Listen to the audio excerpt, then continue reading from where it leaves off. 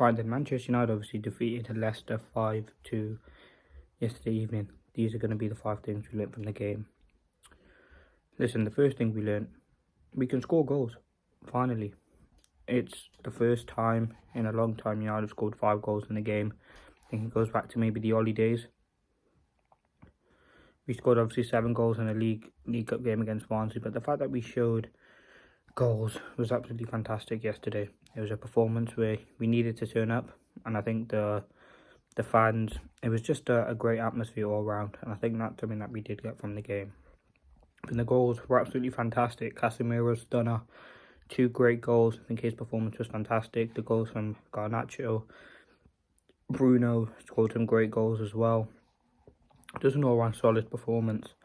And yes, we conceded goals, 2 sloppy goals that we must improve on. I think the goalkeeping for the first goal was poor, and the second goal just deflection, and it just ended up in Conor Cody's feet where he just slotted into the corner.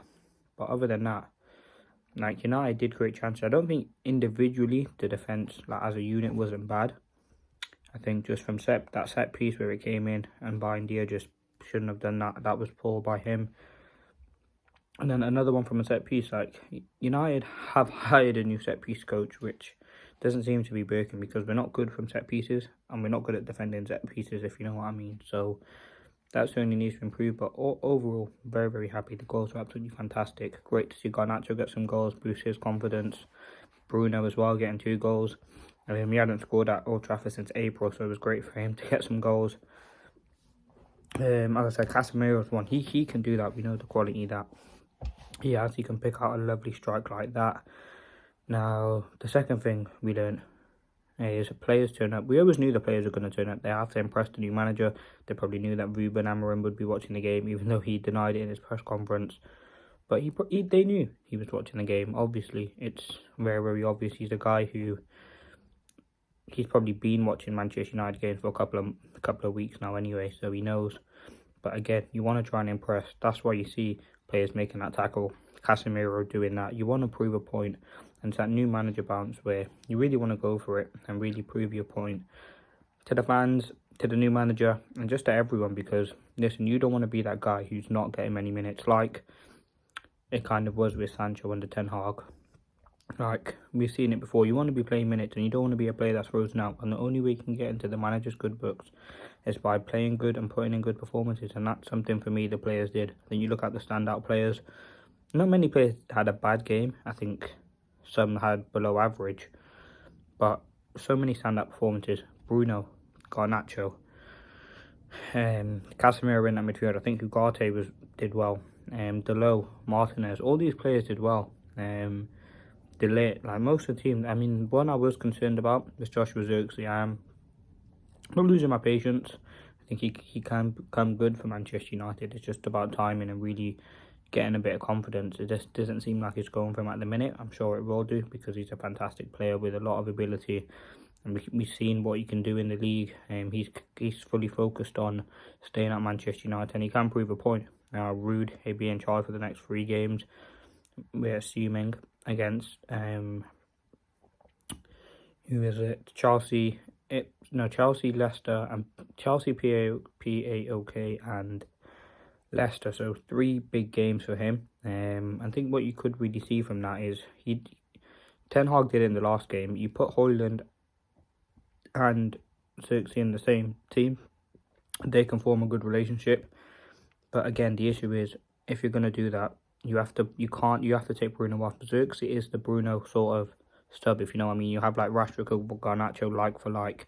You can't put Xerxes in and then put Bruno to the left because it just loses us that quality on the left-hand side. But the second thing we did learn, players turn up. The third thing we learned, Casemiro. Casemiro was absolutely fantastic yesterday. He was running the show, and he has had a few good games for Manchester United. Yes, he's had a few blunders, but I think he's had more good games than bad games for Manchester United. He's been very, very good. He has that leadership qualities. He's really helping Ugarte. You can really see that. And Ugarte's learning a lot from him.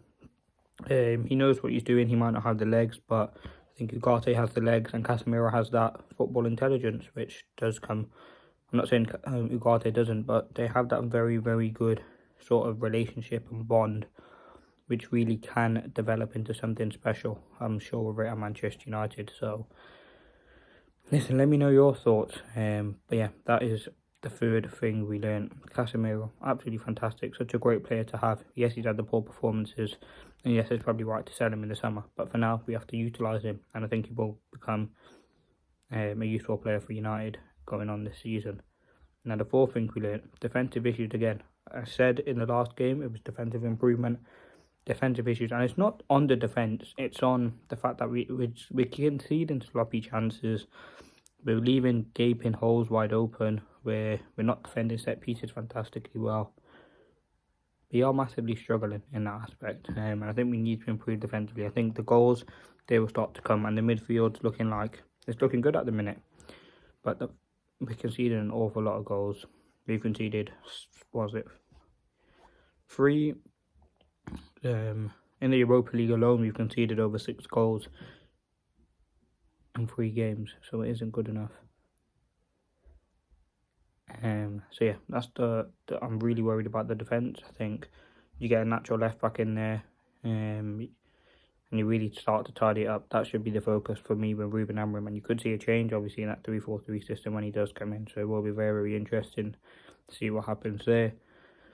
Now, that's number 4. The fifth and final thing we learned, I'm happy for Ruben, man. Like, it's obviously been a dream. He scored over 100, I think it was 150 goals for Manchester United.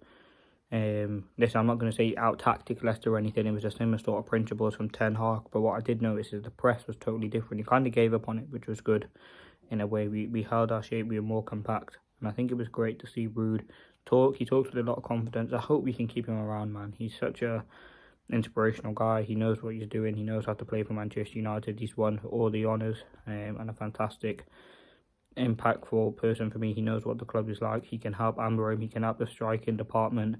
And it'd just be great to have someone around. Now, obviously, it all depends on whether Amorim wants to keep him and wants to have him around.